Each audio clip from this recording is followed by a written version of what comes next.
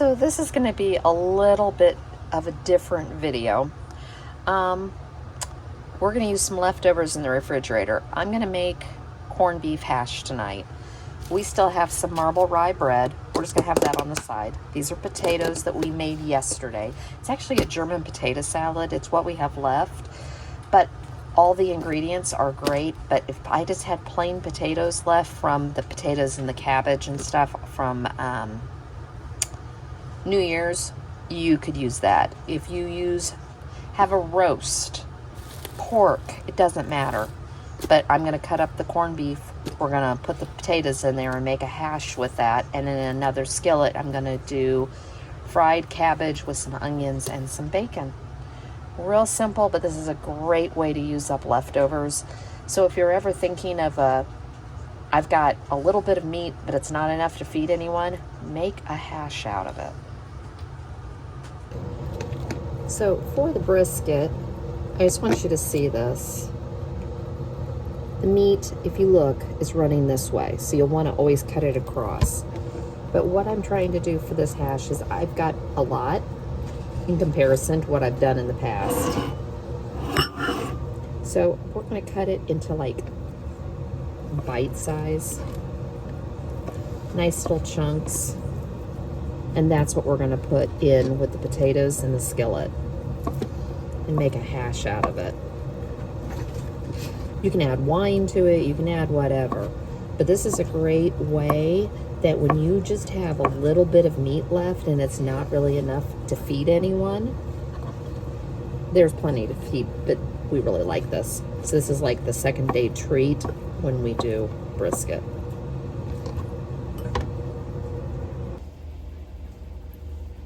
So I've cut the bacon up and I've cut it into pretty small strips.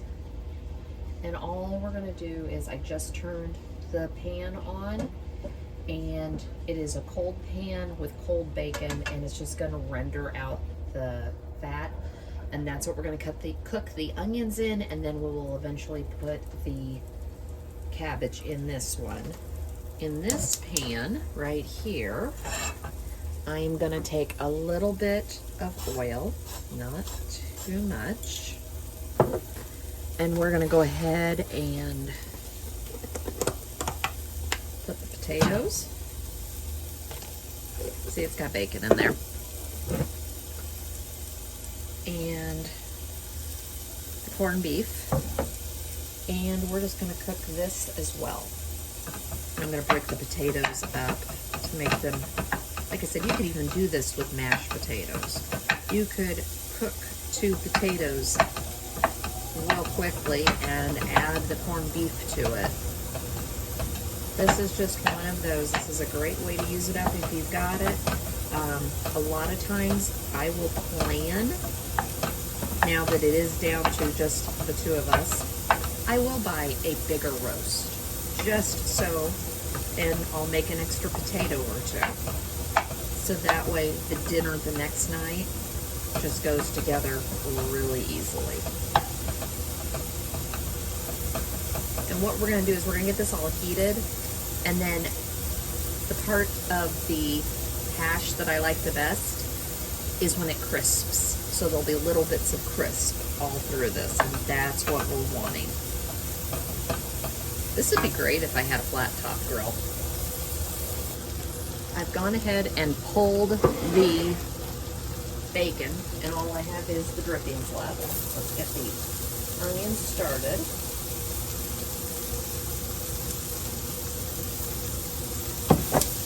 Get them all in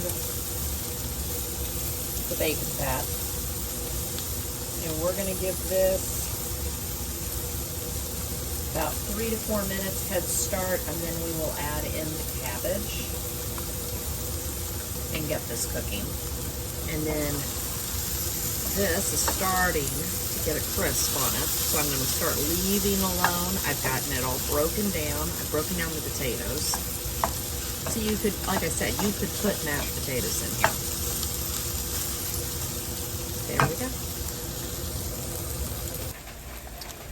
It's been about 3 or 4 minutes. We're going to take our cabbage that we diced up, and we're just going to load it in here. And remember, this is going to cook down. I'm just going to give it a toss so it incorporates the onions and that oil or the fat from the bacon, because it is what is going to help flavor this.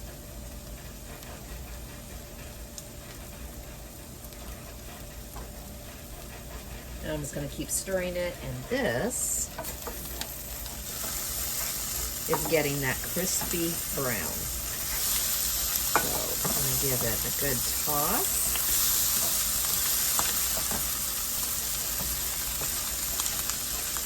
And get it back in the pan.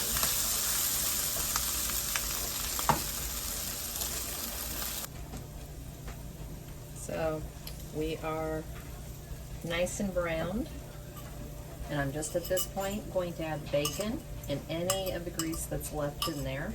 Toss that back in. The other thing you can always do is when it gets to the point where it's almost done, take a tablespoon of butter and let it melt in. If it just adds to the richness. We made this last night at Mom's. She doesn't like bacon, so we made it with ghee. My son was in town and cooks with ghee. So we have a whole jar of it, so I went ahead and just threw it in with the cabbage last night. It really added something to it.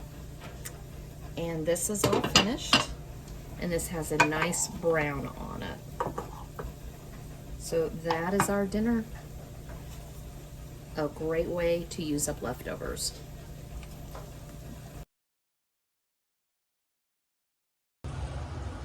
Tonight we're gonna do a soup, and really just a simple soup. This is Olive Garden's Zuppa Toscana. I've got kale, an onion, potatoes, sausage. Now it calls for Italian sausage. This is just regular sausage. I don't like Italian sausage. I've made it with this a million times. It's good and we've liked it. Garlic, I don't know if I said potatoes, chicken stock, and I had heavy whipping cream we needed to use up in the refrigerator, and I couldn't think of a better thing to do. It is currently 21 degrees out and it's cold, so soup really sounds good. And I'll have plenty for lunch tomorrow. So come join me.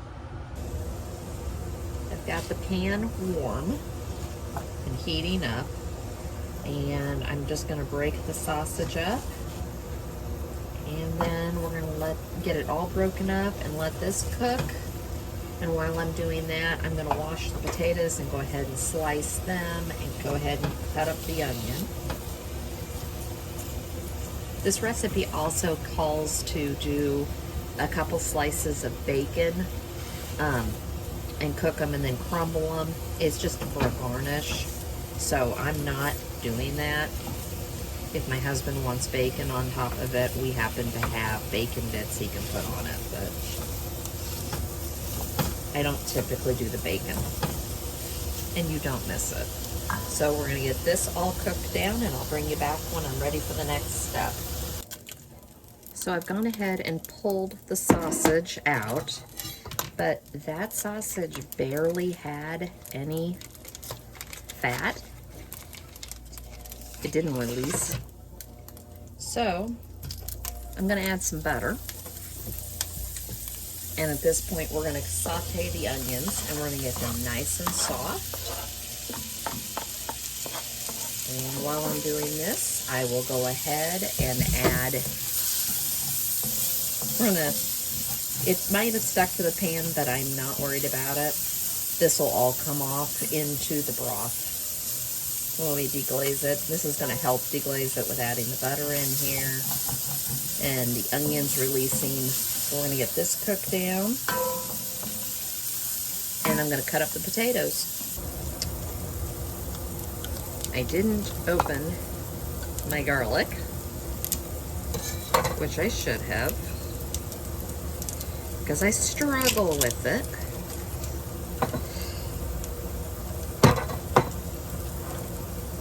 But I've got the potatoes cut. cut 2 so far, and I'm wondering if I really need any more. It called for 3 or 4 cloves of garlic, so I did a healthy amount.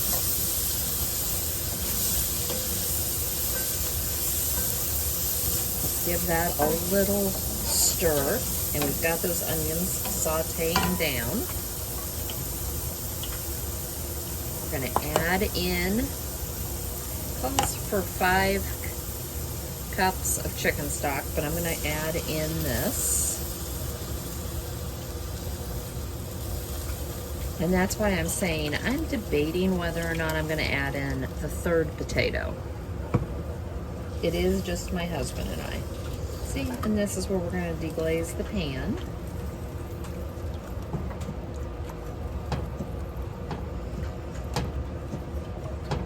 Right off there.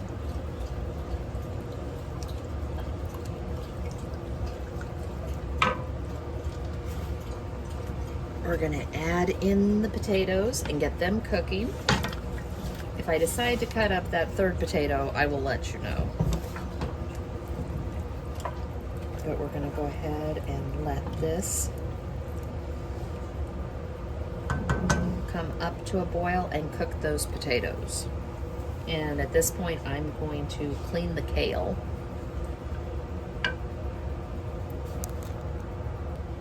This is coming up to temp. I'm going to add the kale. Potatoes are not done yet.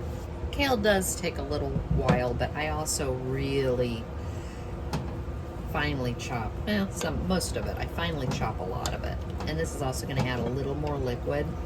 Now, if we had done greens for New Year's, I would have saved back a few, and we just would have used mustard greens or turnip greens in this. And if you don't care for any of that, you can add spinach to this instead, but I would only add it at the end and let it wilt in. Otherwise, you'll never be able to find it. The kale will take a little longer to soften, so that's why you go ahead and add it before the potatoes are done.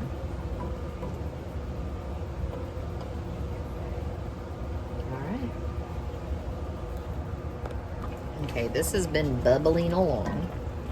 We're going to turn this down. The potatoes are cooked, the kale's cooked. We're going to add in about a cup of heavy cream. Now, I've seen recipes where you can mix some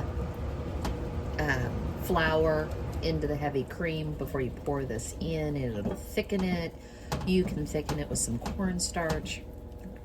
I don't care whether it gets thickened or not. So take that with how you go with what you feel like you should do. I think this is good just like this. We're going to bring it back up to temp, and I'm going to go ahead and pour the sausage in so it can all rewarm. And it makes a very pretty soup, and it's warm and it's filling. So we'll get this back up, and that's all there is to it. So it is all cooked.